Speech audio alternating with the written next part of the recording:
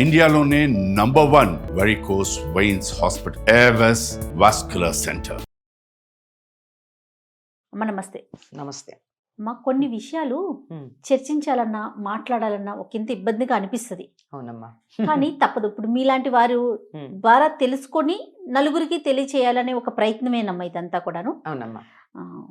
దేవుడి ఫోటోలు క్యాలెండర్ రూపంలో చిన్న చిన్న కార్డ్స్ లాగా ఇప్పుడు ఆలయాలకు వెళ్ళొస్తుంటారు, దర్శనాలు చేసుకుంటారు. వచ్చేటప్పుడు ప్రసాదంతో పాటు ఈ కార్డులు తీసుకొస్తారు. ఇవి అందరికీ పంచుతారు. వాటిల్ని మనం ఎక్కడ పెట్టాలి? చాలా పవిత్రంగా చూసుకోవాలి. పర్సుల్లో పెట్టుకుంటాము. ఇప్పుడు మగవాళ్ళు అయితే ఎక్కడ పెట్టుకుంటారు? పర్సు బ్యాక్ సైడ్ పెట్టుకోవాలి, ప్యాంట్లో. అదొక ఇబ్బంది అనిపిస్తుంది. ఇవి పంచటం, తర్వాత చిన్న చిన్న ప్రతిమలని పంచటం, తర్వాత శుభలేఖల మీద కూడా దేవుని ప్రతిమలు ఫొటోస్ వేస్తూ ఉంటారు. ఇప్పుడు పెళ్ళయి వరకు, ముహూర్తం వచ్చే వరకు, లేకపోతే మనం వెళ్ళాలని తను చూసుకుంటాము. వన్స్ పెళ్ళి అయిపోయింది అనుకోండి, ఆ కార్డుని భద్రపరిచే స్థితిలో మనం ఉన్నామా అనేది అనిపిస్తూ ఉంటుంది. ఇలాంటి దేవుడి ఫోటోలు ఇలా ఎక్కడ పడితే అక్కడ వేసేయటం. బుక్స్ మీద, స్కూల్కి వెళ్ళే పిల్లలు బుక్స్ ఉంటాయి కదా, ఆ బుక్స్ ఫ్రంట్ పేపర్ మీద కూడా ఇవి వేసేస్తారమ్మా దేవుని ప్రతిమలు. అట్లా కదమ్మా, చాలా వస్తువుల కవర్ల మీద కూడా కవర్, ఇది మరీ ఘోరం. ప్లాస్టిక్ కవర్స్ మీద కూడా దేవుని ప్రతిమ. ప్లాస్టిక్ కవర్ మీద ఉంటుంది, కార్టన్స్ మీద ఉంటుంది. వాటిని ఇప్పుడు దాన్ని మనం వాడేస్తాము. ఆ కవర్ని ఏం చేయాలి? డస్ట్బిన్లో వెయ్యలేము కదమ్మా.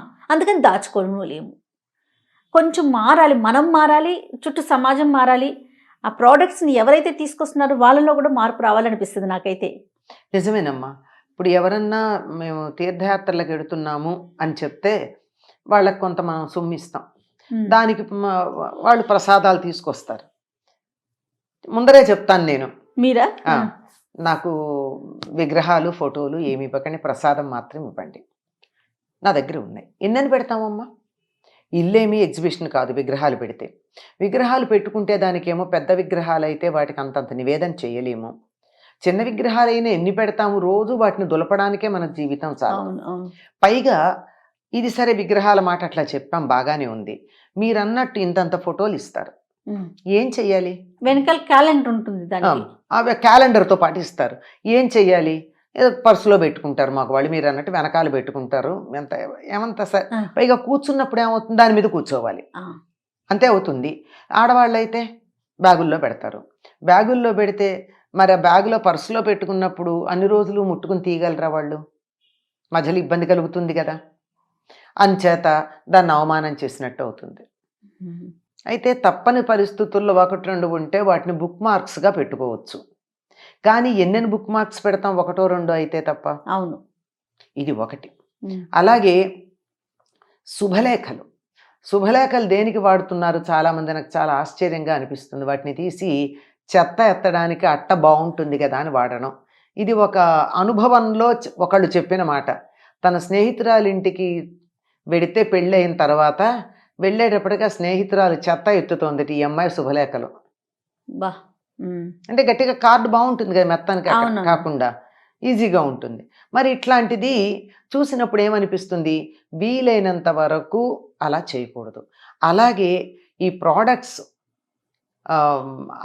మనకి దీపావళికి వచ్చేటటువంటి మొత్తం క్రాకర్స్ అన్నింటి మీద అమ్మవారి ఫోటోలు ఉంటుంది. అవును. వాటిని ఏం చేస్తాం మనం? తగలబెట్టలేము, చూస్తూ చెత్తబుట్టలో వెయ్యలేము. అందువల్ల ఆ రకంగా వెయ్యకుండా ఉండడం సరైన పద్ధతి అనిపిస్తుంది. పేర్లు కూడా ఎంత భయంకరంగా ఉంటాయమ్మా. సాయిబాబా వైన్సా పేరు? అవునమ్మా. ఏదో Nehru hair cutting shop, Gandhi brandy shop, Gandhi పైగా ఎంత భయంకరంగా ఉంటున్నాయి. ఇట్లాంటివన్నీ చూసినప్పుడు మనం దీన్ని బ్లాస్ఫెమీనో ఏదో అంటారు ఆంగ్లంలో. అంటే దేవుడి పేరుని కూడని చోట వాడుకోవడం. మీరు గమనించండి, ఇంతవరకు మీకు ఏదైనా ఒక్క ప్రోడక్ట్ మీద క్రాస్ కానీ, జీసస్ బొమ్మ కానీ, మేరీ బొమ్మ కానీ, అల్లా పేరు కానీ ఉన్నాయా?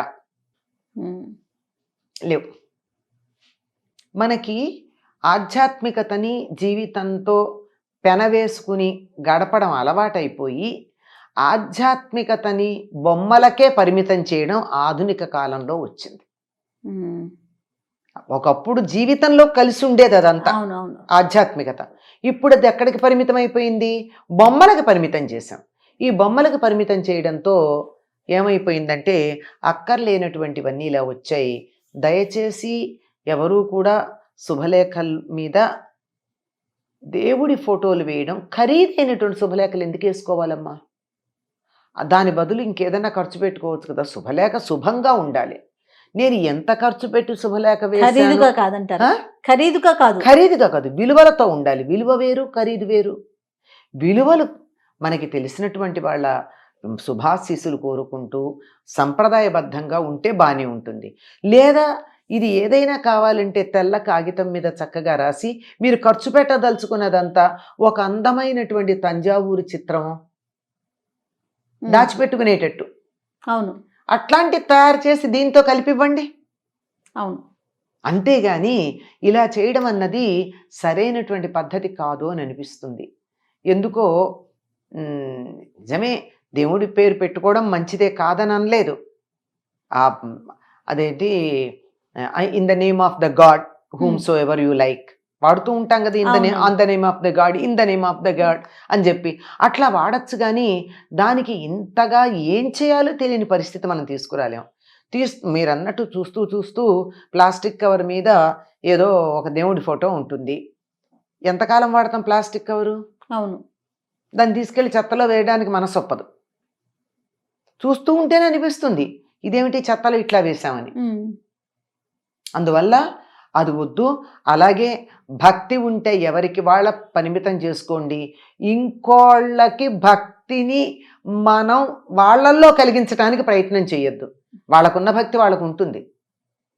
ప్రసాదం ఇస్తే తీసుకుంటాం, తిందాం, హాయిగా తిందాం, తప్పే ఉంది. ఎవరైనా మాకు కావాలి, మీరు వెడుతున్నారు కదా, కాశీ వెడుతున్నారు, అన్నపూర్ణాదేవి విగ్రహమో విశ్వేశ్వరుడిదో తెచ్చిపెట్టండి అంటే తెచ్చిపెట్టండి. ఫలానా చోటుకి వెడుతున్నారు, మాకు అది కావాలి అంటే తెచ్చిపెట్టండి. అంతేగాని విచ్చలవిడిగా ఇవ్వద్దు. ఒక కావాలంటే తెండి, ఇంట్లో పెట్టండి. వాటిని ఎవరన్నా అడిగితే ఇవ్వండి. పోనీ పోనీ ఇప్పుడు ఇలాంటి విగ్రహాలు అనుకోకుండా మనం ఎంతమందిని ఎడ్యుకేట్ చేయగలం? చేయలేం కదా. మనకి తెలిసిన వాళ్ళకి చెప్తాం, తెచ్చిస్తే వాటిని దేవుడి దగ్గర పెట్టకండి. ఒకసారి దేవుడి దగ్గర పెట్టి ఆ విగ్రహం మొహాన బొట్టు పెట్టి ఒకరోజు పూజ చేశామంటే ఇంకా దాన్ని అక్కడ మనం పూజలో ఉంచేయాల్సిందే. అందుకని అట్లా పెట్టకుండా ఉంచండి. ఎవరైనా వివాహమై కొత్తగా కాపురం పెట్టుకుంటుంటే వాళ్ళకి మీకు దేవుడు పూజ చేసుకునే ఉద్దేశం ఉందా? అడిగి ఉందంటే ఈ విగ్రహం ఏంటి వాళ్ళు కొనుక్కోకుండా అంతే, అది ఇవ్వచ్చు కదా. అవును. ఇప్పుడు కొత్తగా ఇల్లు కట్టుకుంటున్నారు, దేవతా మందిరం పెట్టుకుంటున్నారు, అట్లాంటి వాళ్ళకి కనుక్కుని ఇవ్వండి. అంతేగాని ఊరికే బలవంతం చేసి విగ్రహాలు ఫోటోలు ఇచ్చి మనం సదుద్దేశంతోనే ఇచ్చినా తీసుకున్న వాళ్ళు ఏం చేయాలో తెలియని పరిస్థితుల్లో ఇచ్చిన వాళ్ళని తిట్టుకుంటూ ఆ విగ్రహాన్ని పడేయలేరు. అవును. విగ్రహం అయితే కనీసం వాడకుండా పెడతారు. ఫోటోలు ఉన్నాయి, ఏం చేస్తారమ్మా? ఎన్ని ఫోటోల్లో కట్టలు పేరుకుపోతూ ఉంటాయి. వెళ్ళిన వాళ్ళందరూ షిరిడీ నుంచి వస్తూ 2 పాలకోవా బిళ్ళలు ఇంతవేవో ఉంటాయి కదా, తెల్లగా తీయగా ఉండేవి, అత్తిల్లో ఏదో ఉంటారు అవి. ఆ తర్వాత ఓ ఫోటో తెచ్చిస్తారు. ఎంతమంది వెళ్ళని తెచ్చిస్తే ఇవన్నీ ఏం చేస్తాం? అవును. లడ్డు ఇచ్చారనుకో తిరుపతి నుంచి వచ్చి హాయిగా తింటాం. బొమ్మలు ఇస్తే ఇల్లంతా పెట్టుకుంటాం. అలాగే క్యాలెండర్లు ఒకటి చాలా భయంకరం. దేవుడి ఫోటోలు ఉన్న క్యాలెండర్లు సంవత్సరం అయ్యాక ఏం చేయాలి? అవును, ఏం చేస్తాం? ఏం చేయగలుగుతామమ్మా? సంవత్సరం అయిపోతుంది, ఆ క్యాలెండర్ వల్ల ఉపయోగం ఉండదు, పడేయలేము. ఏం చేయాలి? ఇవన్నీ కూడా సమస్యలు. ఆలోచించి దీనికి పరిష్కారం అంటే నేను చెప్పిన వాటిల్లో మీకు పరిష్కారాలు కనపడే ఉండాలి. కానీ ఎవరికి తోచిన పరిష్కారం, ఇంతకన్నా గొప్ప పరిష్కారాలు కూడా ఉంటాయి, కాదనడానికి వీల్లేదు కదా. అట్లాంటి ఇప్పుడు ఉదాహరణకి ఫోటోలు ఇస్తే చిన్నవి వస్తే బుక్ మార్క్స్ పెడతాం. ఎంతమంది పుస్తకాలు చదువుతారు, ఎన్ని పుస్తకాలు అని పెడతాం, అంతే కదా. అది కూడా మనం ఎప్పుడు పడితే అప్పుడు చదివే పుస్తకంలో పెట్టలేం. బస్సుల్లో కూర్చుని చదివి, ఆఫీసుల్లో చదివి, ఇంకెక్కడో చదివే వాటిల్లో పెట్టలేం. ఇంట్లో కూర్చుని సవ్యంగా శాస్త్రోక్తంగా చదివే సందర్భంలోనే వాడతాం. అలాంటివి మరి ఎన్నెన్ని ఉంటాయి. కొంచెం అప్పుడప్పుడు మనకి భక్తి ఉంది, అనుమానం ఏం లేదు. ఎదుటి వాళ్ళు కూడా నా ఇష్టదైవాన్నే వాళ్ళు పూజిస్తే బాగుండు అనే సదుద్దేశం కూడా ఉంది, అందులోనూ సందేహం లేదు. కానీ ఇలా బలవంతంగా రుద్దడం అన్నది సరైన పద్ధతి కాదేమో ఆలోచించాలి. కాదేమో ఏమిటి, కాదు, అంతేనమ్మా, అందులో కాదు డౌటే లేదు. అని అనుమానమే లేదు. మనం ఇలా చేయడం అన్నది విరక్తి కలుగుతుంది. అందులో యువతరానికి ఏమనిపిస్తోంది, భక్తి అంటే చికాకు వచ్చేస్తుంది ఇవన్నీ చూశాక. వాళ్ళు చికాకు పడేటట్టుగా మనం చేయడం అన్నది సరైన పద్ధతి కాదు. నమస్తే అమ్మా. నమస్తే అమ్మా.